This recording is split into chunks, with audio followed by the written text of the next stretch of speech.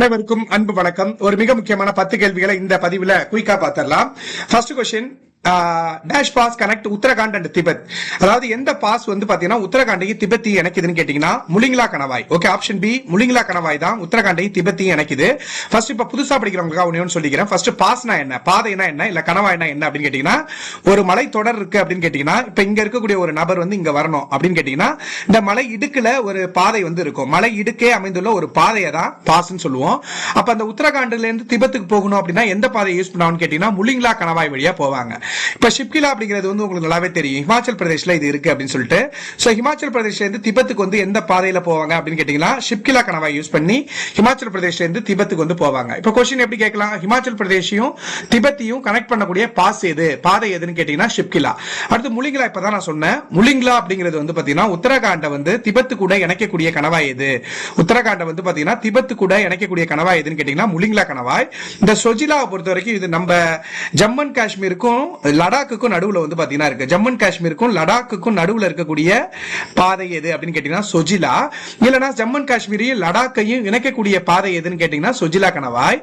இந்த பாரலட்ச கணவாய் பொறுத்த வரைக்கும் இது எங்க இருக்குன்னு கேட்டீங்கன்னா ஹிமாச்சல் பிரதேச ஜம்மு காஷ்மீரோட இணைக்குது. ஹிமாச்சல் பிரதேச ஜம்மு காஷ்மீரோட இணைக்கக்கூடிய கணவாய் எதுன்னு கேட்டீங்கன்னா பாரலட்சா கணவாய். ஓகேங்களா? சோ இதை எக்ஸாக்டா சொல்லணும் அப்படின்னு கேட்டீங்கன்னா இந்த பாரலட்சா கணவாய் எங்க இருக்குன்னு கேட்டீங்கன்னா லஹாவுல் ஸ்பிட்டி பள்ளத்தாக்க லடாக்கு கூட இணைக்குது இப்படின்னு கூட சொல்லலாம். ஸ்பிட்டி பள்ளத்தாக்க லடாக்கு கூட இணைக்குது அப்படின்னு சொல்லலாம். இல்ல அப்படின்னா பாரலட்சா கணவாய் அப்படிங்கிறது ஹிமாச்சல் பிரதேசையும் ஜம்மு அண்ட் காஷ்மீரையும் இணைக்கக்கூடிய கணவாய் அப்படின்னு கூட சொல்லலாம். தெளிவா வச்சுங்க இத. Second question, which tree is found in tropical deciduous forest அப்படின்னு கேட்டீங்கன்னா வெப்பமண்டல இலையுதிர் காடுகள்ல காணக்கூடிய மரம் எது, வெப்பமண்டல இலையுதிர் காடுகள்ல காணக்கூடிய மரம் எதுன்னு கேட்டீங்கன்னா சந்தன மரம். சோ the correct answer வந்து பாத்தீங்கன்னா ஆப்ஷன் டி, சந்தன மரம் தான் வெப்பமண்டல இலையுதிர் காடுகள்ல காணப்படுது. சோ இந்தியா வந்து ஒட்டுமொத்தமா நீங்க பாத்தீங்கன்னா அது ஒரு வெப்பமண்டல இலையுதிர் காடுகள் தான் அதிகமா, அதாவது டெசிடியஸ் ஃபாரஸ்ட் தான் வந்து பாத்தீங்கன்னா இந்தியாவில் இருக்கு, இலையுதிர் காடுகள் தான் அதிகமா இருக்கு. சோ ஓகேங்களா? பட் இங்க என்ன கேக்குறாங்கன்னா வெப்பமண்டல இலையுதிர் காடுகள்ல அதிகமா எந்த மரம் காணப்படும் கேட்டீங்கன்னா சாண்டல்வுட். இந்த மேங்கோ அப்படிங்கிறது இது வந்து ஒரு டிராபிக்கல் வெட் எவர்கிரீன் அப்படின்னு சொல்லுவாங்க. வெப்பமண்டல பசுமை மாறா ஈரப்பத பசுமை மாறா காடுகள்ல அதிகமா காணப்படுறது மேங்கோ, அதாவது டிராபிக்கல் வெட் எவர்கிரீன் ஃபாரஸ்ட் அப்படின்னு சொல்லுவாங்க. இதுலதான் மேங்கோ அதிகமா காணப்படும். ரோடோடென்ட்ரான் அப்படிங்கிறது வந்து பாத்தீங்கன்னா இது வந்து ஒரு சப் டிராபிக்கல் பைன், அதுலதான் அதிகமா காணப்படும். ரோடோடென்ட்ரான் அப்படிங்கிறது ஒரு மலர்ச்செடி, பூப்புக்கும் ஒரு மலர்ச்செடி பாது, அவ்வளவுதான், வேற ஒண்ணும் கிடையாது. அடுத்து செடார் அப்படிங்கிறது தமிழ்ல தேவதாரு அப்படின்னு சொல்லுவாங்க, தேவதாருன்னு சொல்லுவாங்க. இது வந்து ஒரு கோனிஃபெரஸ் ஃபாரஸ்ட், அதாவது ஊசி இலை காடுகள்ல இந்த செடார் மரம் அதிகமா காணப்படும், கோனிஃபெரஸ் ஃபாரஸ்ட் அப்படின்னு சொல்லுவாங்க. சாண்டல்வுட் அப்படிங்கிறது வெப்பமண்டல இலையுதிர் காடுகள்ல சந்தன மரம் தான் அதிகமா இருக்கும். ஓகேங்களா? சோ அடுத்தது போயிடலாம். அதாவது ட்ரை சீசன் அப்போ ஏன் வெப்பமண்டல இலையுதிர் காடுகள்னா வறண்ட காலநிலையில இதனுடைய இலை வந்து உதிரும், அதனால வெப்பமண்டல இலையுதிர் காடுகள் அப்படின்னு சொல்லுவாங்க. சந்தன மரம் அப்படிங்கிறது வெப்பமண்டல இலையுதிர் காடுகள். நெக்ஸ்ட் क्वेश्चन பாருங்க, which city is known as holy land, எந்த நகரத்தை ஹோலி லேண்ட் அப்படின்னு சொல்லுவாங்க, அதாவது புனித நிலம் அப்படின்னு எதை சொல்லுவாங்கன்னா ஜெருசலேம் சொல்லுவாங்க. ஏன் அப்படின்னு கேட்டீங்கன்னா ஜெருசலேம்ல என்னென்ன மதம்லாம் இருக்கு உருவானது அப்படின்னு கேட்டீங்கன்னா ஜுடாயிசம், கிறிஸ்டியானிட்டி, இஸ்லாம், இது எல்லாமே ஜெருசலேம் தான் உருவானதா சொல்லுவாங்க. அதனால இத வந்து ஹோலி லேண்ட் அப்படின்னு சொல்லுவாங்க. ஃபோர்த் क्वेश्चन பாருங்க, which one of the following statement is about Suez Canal is not correct. இந்த சூயஸ் கணவாய் அப்படிங்கிறது வந்து ஒரு மிராக்கிளான விஷயம். இது வந்து ஃபர்ஸ்ட் எப்ப கட்டினாங்கன்னா 1869ல வந்து பாத்தீங்கன்னா கட்டினாங்க. இது வந்து மத்திய தரைக்கடலை ரெட் சி செங்கடலோட இணைக்குது, இதுவும் ரைட் தான். அடுத்து தேர்ட் ஸ்டேட்மெண்ட் என்ன சொல்லிருக்காங்கன்னா it has 6 லாக் சிஸ்டம் அப்படின்னு சொல்லிருக்காங்க. லாக் சிஸ்டமே இதுக்கு கிடையாது. ஏன் அப்படின்னு கேட்டீங்கன்னா இந்த சூயஸ் கணவாய் அப்படிங்கிறது வந்து ஒரு சி லெவல் இருக்கக்கூடிய ஒரு சிஸ்டம் இது. ஏன் அப்படின்னு கேட்டீங்கன்னா இது மத்திய தரைக்கடலை தான் செங்கடல் கூட இணைக்குது அப்படிங்கும்போது இதுக்கு லாக் சிஸ்டம்னா தேவையில்லை. ஃபர்ஸ்ட் லாக் சிஸ்டம்னா என்ன அப்படின்னு கேட்டீங்கன்னா இப்படி வந்து பாத்தீங்கன்னா ஒரு கேனால் இருக்கு, இல்ல ஒரு ஆத்துல வந்து பாத்தீங்கன்னா ஒரு கப்பல் வந்து போயிட்டு இருக்கு அப்படின்னு வச்சீங்களா. இந்த லாக் சிஸ்டம் அப்படிங்கிறது இங்க வந்து ஒரு லாக் சிஸ்டத்தை வந்து வச்சிருக்காங்க. ஏன் அப்படின்னு கேட்டீங்கன்னா இங்க வந்து நிக்கும், அதுக்கப்புறம் இன்னொரு ஆறு வந்து உருவாகுது, இன்னொரு ரிவர் வந்து வேற ரிவர் வந்து ஓடுதுன்னு வச்சுக்க. இங்க இருந்து இந்த ரிவர் வந்து பாத்தீங்கன்னா கீழே இருக்கு. ஓகேங்களா? அதனுடைய இதனுடைய வாட்டர் லெவல் வந்து கம்மியா இருக்குன்னா இங்க ஒரு லாக் சிஸ்டம் வச்சிருப்பாங்க. எதுக்கு அப்ப என்ன பண்ணுவாங்கன்னா, இந்த கப்பல் இருக்குல்ல, இந்த கப்பல் இருக்கு இல்லையா, இப்ப இங்க வந்துட்டு இருக்கு. இப்ப லாக் சிஸ்டம் என்ன பண்ணும் அப்படின்னு கேட்டீங்கன்னா, இப்ப இங்க வந்து இவ்வளவு ஹைட்ல இருக்கு, அதுக்கு அடுத்தது பாத்தீங்கன்னா இது வந்து கொஞ்சம் ஹைட் கம்மியா இருக்கு அப்படின்னு பார்க்கும்போது இந்த வாட்டர் லெவலை வந்து ஒண்ணு அதுக்கு கீழே குறைப்பாங்க. வாட்டர் லெவல் என்ன பண்ணுவாங்கன்னா அதுக்கு கீழே குறைச்சிருவாங்க. ஓகேங்களா? இப்படி குறைச்சிட்டு கப்பல் வந்து பாத்தீங்கன்னா இதனுடைய வாட்டர் லெவலுக்கு மேட்ச் ஆகிற மாதிரி லாக் சிஸ்டத்தை செட் பண்ணி வச்சிருப்பாங்க. இது பொதுவா பனாமா கால்வாய் அப்படின்னு பார்த்திருப்பீங்க. நார்த் அமெரிக்காவும் சவுத் அமெரிக்கா இருக்கு இல்லையா, அதுக்கு நடுவுல அந்த பனாமா கால்வாய் போகுது. அங்க வந்து பாத்தீங்கன்னா இது வந்து யூஸ் ஆகுது. ஆனா சூயஸ் கணவாய் வந்து அப்படி கிடையாது. இது வந்து மத்திய தரைக்கடலையும் செங்கடலையும் இணைக்கிறதுனால பொதுவா வந்து பாத்தீங்கன்னா எல்லாமே கடல் மட்டத்தை தான் அடிப்படையா வச்சு அளப்பாங்க. ஏன்னு கேட்டீங்கன்னா, ஒரு அட்லாண்டிக் பெருங்கடல பனிப்பாறை உருகினாலும் அது பிரிஞ்சு சரியா எல்லா பெருங்கடலையும் வந்து பாத்தீங்கன்னா சரிசமமா பிரிஞ்சு கொடுத்துரும். அதாவது பசிபிக் பெருங்கடல், அட்லாண்டிக், அதுக்கப்புறம் இந்திய பெருங்கடலா இருக்கட்டும், சதர்ன் ஓஷன், தெற்கு பெருங்கடலா இருக்கட்டும், எல்லா இடத்துலயுமே கடல் மட்டங்கிறது சமமா தான் இருக்கும். கடலை பொறுத்த வரைக்கும் அந்த வாட்டர் லெவல் வந்து சேமா தான் இருக்கும். ஆனா இதே ஒரு ரிவர் எடுக்கிறீங்க, இல்லனா ஒரு கால்வாய் வந்து செயற்கையா கட்டுறாங்க அப்படின்னா அது பொதுவா வந்து ஏத்த இறக்கமா இருக்கும். அப்ப அந்த ஏத்த இறக்கத்தை சரி பண்றதுக்காக இந்த லாக் சிஸ்டத்தை வந்து யூஸ் பண்ணுவாங்க. சூயஸ் கேனால் அப்படிங்கிறது வந்து பாத்தீங்கன்னா இது வந்து ஒரு மத்திய தரைக்கடலை செங்கடலோட இணைக்கிறனால வாட்டர் லெவல் சேமா தான் இருக்கும். அதனால அங்க லாக் சிஸ்டமே கிடையாது ஃபர்ஸ்ட். ஓகேங்களா? இங்க என்ன சொல்லிருக்காங்கன்னா லாக் சிஸ்டம் 8 இருக்கு அப்படிங்கிறாங்க. புரியுதுங்களா? அடுத்து ஆப்ஷன் டி. இந்த இது வந்து உங்களுக்கு புரியலன்னா கமெண்ட்ல கேளுங்க, நான் தெளிவா சொல்றேன் உங்களுக்கு. ஓகே, ஆப்ஷன் டி வந்து it has given Europe a new gateway to the Indian Ocean. அதாவது யூரோப்புக்கு வந்து ஒரு புதிய ஒரு பாதையா வந்து இது அமைஞ்சது இந்தியன் ஓஷன் வந்து பாத்தீங்கன்னா இது வந்து கனெக்ட் பண்றதுக்கு அப்படின்னு சொல்லிட்டுங்கிறாங்க. இது மட்டும் இல்ல, இந்த சூயஸ் கணவாய் அப்படிங்கிறது நீங்க ஒரு டைம் அதுல வந்து டிராவல் பண்ணணும் அப்படின்னா இது வந்து கிட்டத்தட்ட 1 கோடி மினிமம் 1 கோடில இருந்து 5 கோடி வந்து நீங்க டாக்ஸ் கட்டணும். அப்ப அதையும் தாண்டி அதை யூஸ் பண்ணி போறாங்கன்னு கேட்டீங்கன்னா அந்த அளவுக்கு லாபம் வந்து பாத்தீங்கன்னா இருக்கு. இது வந்து ஒரு சரியான சூயஸ் கேனால் அப்படிங்கிறது வந்து ஒரு மிராக்கலான விஷயம் தான். ஏன்னா இது வந்து முழுக்க அந்த பாலைவனத்துல வந்து பாத்தீங்கன்னா கிட்டத்தட்ட 190 இருந்து 200 கிலோமீட்டருக்கு வந்து வெட்டி, ஓகேங்களா, ஒரு செயற்கையா ஒரு கனாலை வந்து உருவாக்கி மத்திய தரைக்கடலையும் செங்கடலையும் இணைச்சிருந்தாங்க. அது ஒரு மிராக்கலான விஷயம் தான் இது. சோ நம்ம போயிட்டு which of the following statement about Suez Canal is not correct ன்னு கேட்டிருக்காங்க. எது தப்புனா, இந்த சூயஸ் கனால்ங்கிறது வந்து ஒரு சி லெவல் அப்படி இருக்க, சி லெவல்ல இது மத்திய தரைக்கடலையும் செங்கடலையும் இணைக்கிறனால இதுக்கு லாக் சிஸ்டமே தேவையில்லை அப்படிங்கிறது தான் கரெக்டான ஆன்சர். அடுத்து பாருங்க 7th கொஸ்டின் பாருங்க, சாரி 5th கொஸ்டின். லெவன்டே அப்படிங்கிறது வந்து லெவன்டே ஆர் லெவன்டர் அப்படிங்கிறது வந்து இது வந்து எந்த நாட்டுல வீசக்கூடிய லோக்கல் விண்டு, ஓகே, தலைக்காற்று அப்படின்னு சொல்லி கேக்குறாங்க. இந்த லெவன்டே அப்படிங்கிறது ஸ்பெயின்ல வீசக்கூடிய ஒரு காற்று. ஸ்பெயின்ல வீசக்கூடிய ஒரு காற்று தான் லெவன்டே இல்லனா லெவன்டர் அப்படின்னு சொல்லுவாங்க. ரஷ்யால வீசக்கூடிய லோக்கல் விண்ட புர்கா அப்படின்னு சொல்லுவாங்க. ரஷ்யா வந்து புர்கா அப்படின்னு சொல்லுவாங்க. எகிப்து வந்து பாத்தீங்கன்னா வீசக்கூடிய லோக்கல் விண்ட கம்சின் அப்படின்னு சொல்லுவாங்க. வெஸ்ட் ஆப்பிரிக்கா, மேற்கு ஆப்பிரிக்கால வீசக்கூடிய காத்தை வந்து ஹர்மட்டன் அப்படின்னு சொல்லுவாங்க.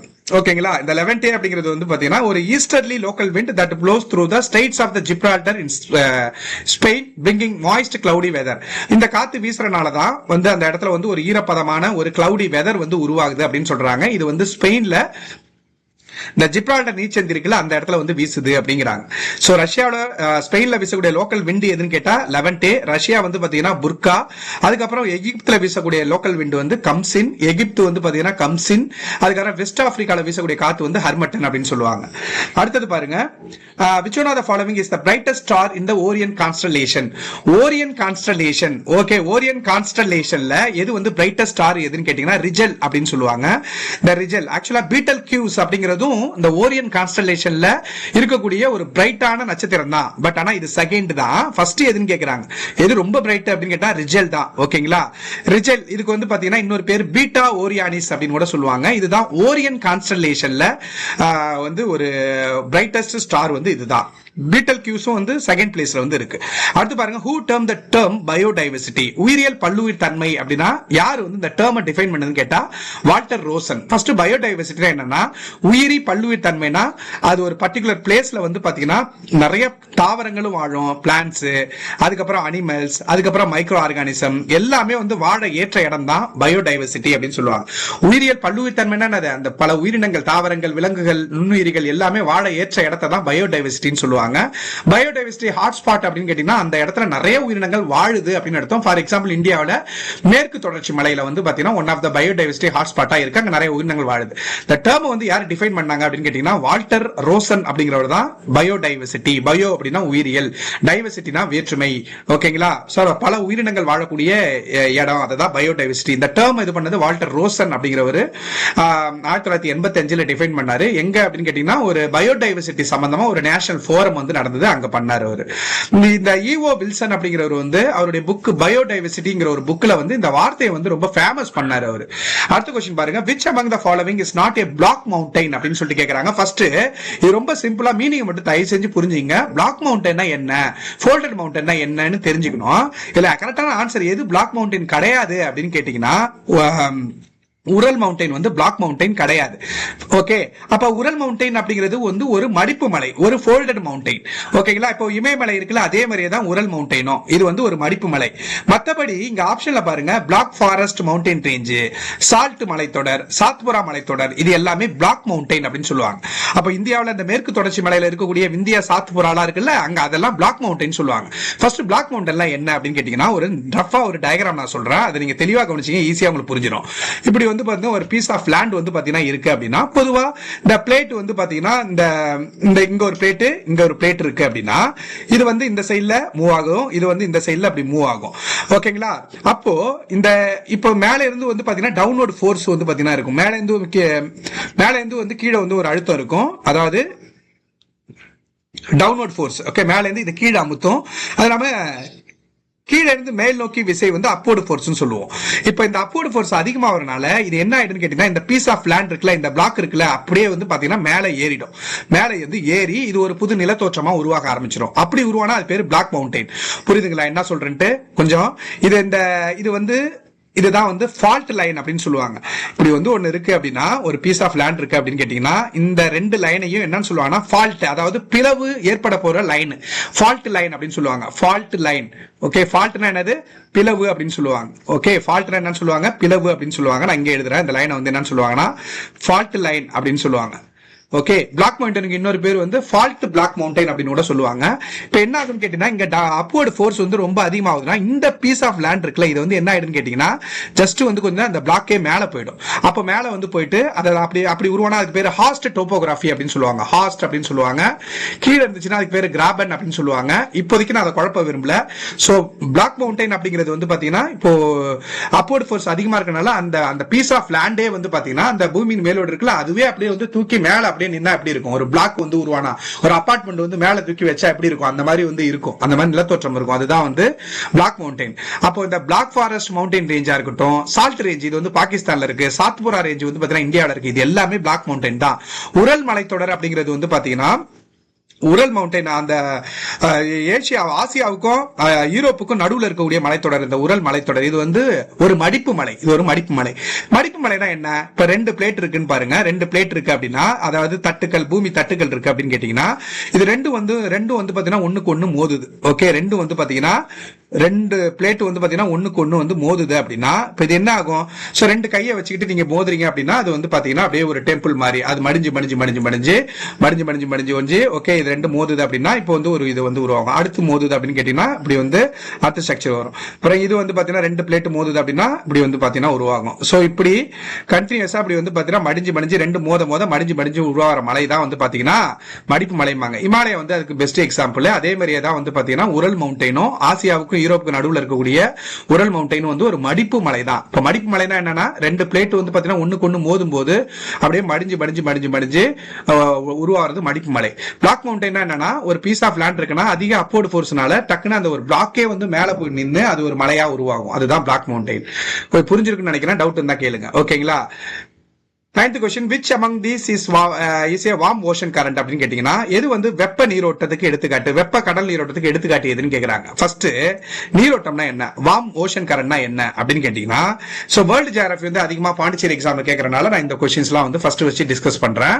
வார்ம் ஓஷன் கரண்ட்னா என்ன, ஃபர்ஸ்ட் கடல் நீரோட்டம்னா என்னன்னு கேட்டீங்கன்னா, கடலுக்கு கீழே வந்து, அதாவது கடல் இருக்கு அப்படின்னா கடலுக்கு அடியில வந்து பாத்தீங்கன்னா அந்த ஒரு நீர் வாட்டர் இருக்குல்ல, கடலுக்கு கீழே தண்ணி தான் இருக்கும். அந்த தண்ணி வந்து ஒரு குறிப்பிட்ட திசையில வந்து பாத்தீங்கன்னா அந்த வாட்டர் வந்து மூவ் ஆகும். மூவ் ஆகும்.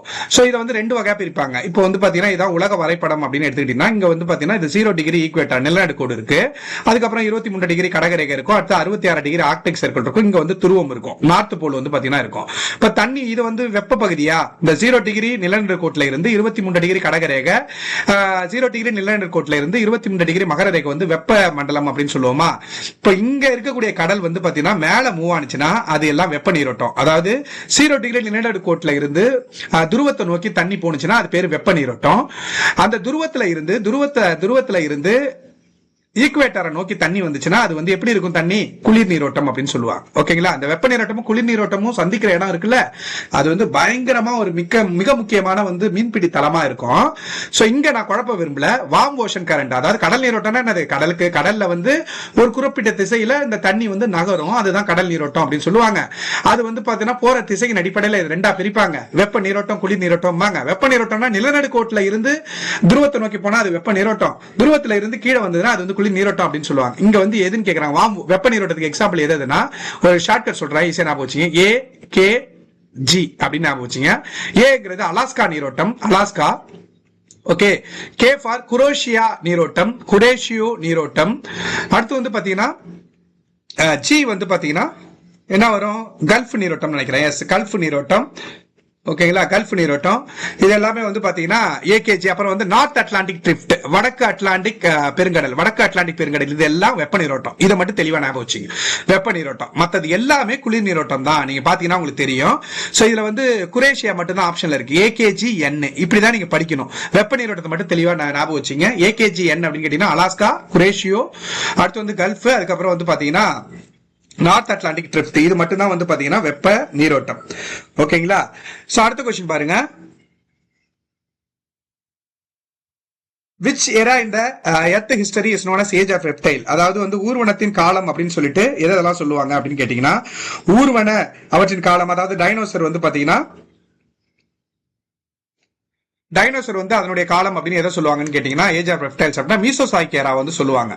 பொதுவா வந்து பாத்தீங்கன்னா ஃபர்ஸ்ட் வந்து பாத்தீங்கன்னா என்னது, ஜஸ்ட்ல ஒரே லிசன் பண்ணுங்க. ஃபர்ஸ்ட் வந்து பாத்தீங்கன்னா என்னன்னு கேட்டீங்கன்னா இதுல வந்து ஒரு ஆர்டர் மட்டும் நான் சொல்றேன். புரோட்டிரோசாய்க்கேரா, முக்கியமான ஏரா மட்டும் நான் சொல்றேன். புரோட்டிரோசாய்க்கேரா, அதுக்கப்புறம் வந்து பாத்தீங்கன்னா பேலியோசாய்க்கேரா அப்படின்னு சொல்லுவாங்க, பேலியோசாய்க்கேரா. அதுக்கப்புறம் மீசோசாய்க்கேரா. அதுக்கப்புறம் இப்ப நம்ம இருக்கிறது எந்த ஏரா அப்படின்னு கேட்டீங்கன்னா கைனோசாய்க்கேரான்னு சொல்லுவாங்க. இந்த கைனோசாய்க்கேரா, இந்த பேலியோசாய்க்கேராவிலேயே வந்து பாத்தீங்கன்னா இந்த அதாவது டைனோசர் வந்து உருவாயிட்டு இருந்தாலும் மீசோசாய்க்கு காலம் இருக்கு இல்லையா, இந்த காலகட்டத்துல தான் இந்த மீசோசாய்க்கேரா அப்படி இந்த காலகட்டத்துல தான் வந்து ரெப்டைல்ஸ் அதாவது டைனோசர்ஸ் வந்து டாமினண்டா இருக்கு. அதனாலதான் இந்த மீசோசாய்க்கேரா வந்து பாத்தீங்கன்னா ஊர்வன அவங்க அதனுடைய காலம் அப்படின்னே சொல்லுவாங்க. ஓகேங்களா? இதுல ஏதாச்சும் டவுட் இருந்ததுன்னா நீங்க வந்து கமெண்ட் பண்ணுங்க. ஓகேங்களா? நன்றி, வணக்கம். அதே மாதிரி இன்னொரு முக்கியமான விஷயம் என்னன்னு கேட்டீங்கன்னா, நம்மளுடைய தியாழ் அகாடமில வரக்கூடிய சப் இன்ஸ்பெக்டர் எஸ்ஐ, பிசி, அதுக்கப்புறம் எல்டிசி, யூடிசி இதற்கான அட்மிஷன் வந்து ஓபன்ல இருக்கு. தேவைப்படுறவங்க 9952787085 இந்த நம்பரை தொடர்பு கொண்டு நீங்க உங்க நம்பரை ரெஜிஸ்டர் பண்ணிக்கலாம். நன்றி, வணக்கம்.